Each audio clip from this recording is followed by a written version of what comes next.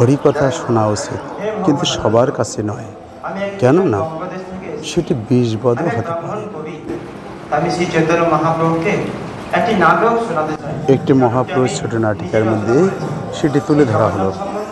এবং সেই মহাপ্রভু সম্বন্ধে আমি একটি নাটক রচনা করেছি, যেটি আমি মহাপ্রভুকে শোনাতে চাই। তা আপনি কৃপা করুন, আপনি কৃপা করে আমার সেই নাটকটি মহাপ্রভুকে যেন আমি শোনাতে পারি, তার ব্যবস্থা আপনি করে দিন। শেষ সময় পর্যন্ত দর্শন করুন এবং শ্রবণ করুন। কিভাবে চৈতন্য মহাপ্রভুকে তোমার নাটকটি শোনানো যায়? অ্যাকচুয়ালি শ্রী চৈতন্য মহাপ্রভু তিনি এরকম ভগবান কৃষ্ণ সম্বন্ধীয় বা জগন্নাথ সম্বন্ধীয় নাটক কথা তিনি শুনতে বা জানতে পছন্দ করেন। কিন্তু চৈতন্য মহাপ্রভু একটা নিয়ম তিনি স্টার্ট করেছেন, সেটা হলো মহাপ্রভু তিনি সরাসরি কোনো কারোর লেখা নাটক বা গ্রন্থ তিনি প্রথমে দেখেন না। তাহলে সর্বপ্রথম সরব গোসাই সেটা দেখবেন। তিনি যদি সেটাকে মনে করেন যে ঠিকঠাক আছে, তিনি তখন চৈতন্য মহাপ্রভু দেখাবেন।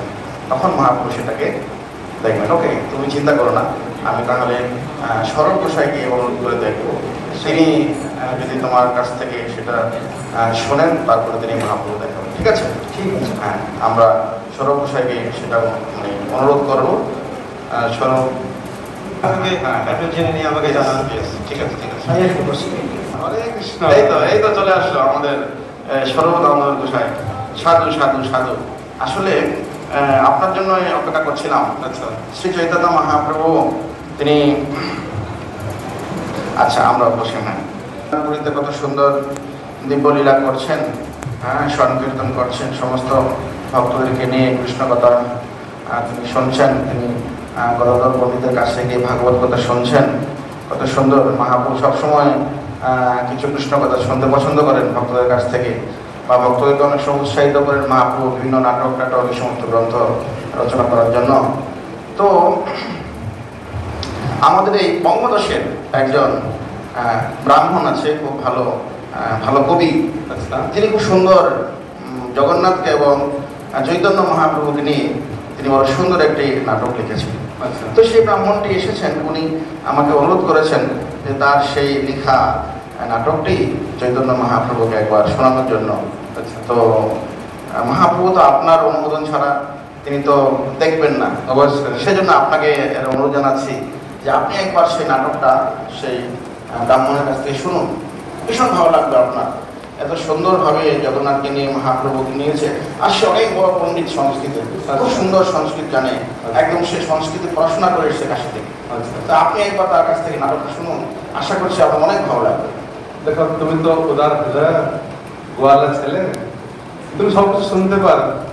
তুমি জানো মহাপ্রভু তো বিদগ্ধ পণ্ডিত, আমি তার প্রতিনিধি। যদি এর মধ্যে অপসিদ্ধান্ত থাকে আর রসবাস থাকে, এগুলো মহাপ্রভু শুনতে ভালোবাসবে না, আমি গ্রহণ করবে না। তুমি আগে যাও, কি বিষয় বলে সেটা কি রূপগোস্বামী লিখিত বিদগ্ধ মাধ্যম ললিত মাধ্যম নাটকটা সেটা হয়, তাহলে আমি অবশ্যই শুনবো। কেন শুনবো? তুমি গিয়ে জিজ্ঞেস করে আসো। সেই ব্রাহ্মণকে নিয়ে আসছি, আর তিনি আপনাকে এসে আপনার কাছে সুন্দরভাবে সেই নাটকটা করবেন, আপনি শুনবেন, আপনার খুব ভালো লাগবে। অবশ্যই অবশ্যই। এই যে আসো আসো। হরে কৃষ্ণ হরে কৃষ্ণ হরে সুন্দর, কত সুন্দর, তার লেখা অনেক সুন্দর।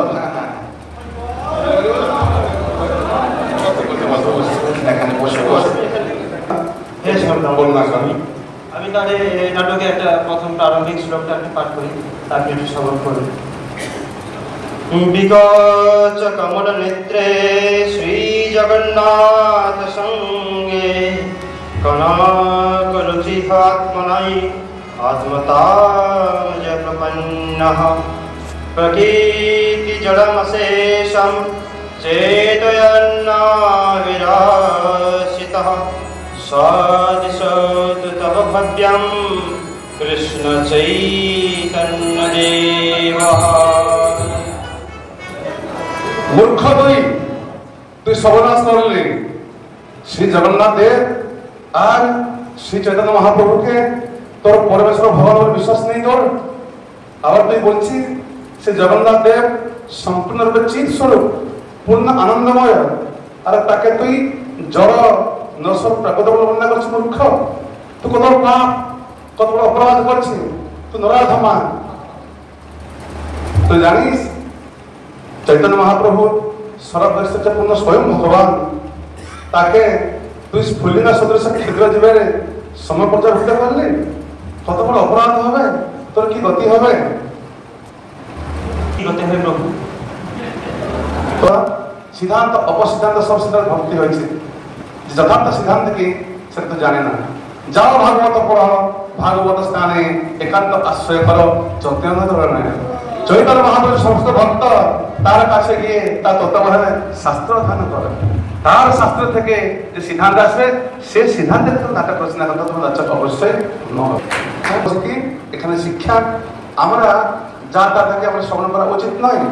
যারা শিব চৈতন্য মহাপ্রভু অনুগামী ভক্ত, অনুরক্ত ভক্ত, তার তত্ত্বাবধানে আমরা হরিকথা শ্রবণ করবো, নাহলে সেই হরিকথা সর্ব উচ্ছিষ্ট মনে হবে।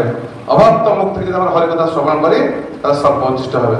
তাই আমাদের ভক্তের কর্তব্য, এই শিক্ষা আমরা পাচ্ছি যে আমরা শাস্ত্র অধ্যয়ন করব, শাস্ত্র শ্রবণ করব, কিন্তু কেবলমাত্র বৈষ্ণব ভক্তের কাছ থেকেই হরিকথা শোনা উচিত, নাহলে আমরা বিভ্রান্ত হতে পারি।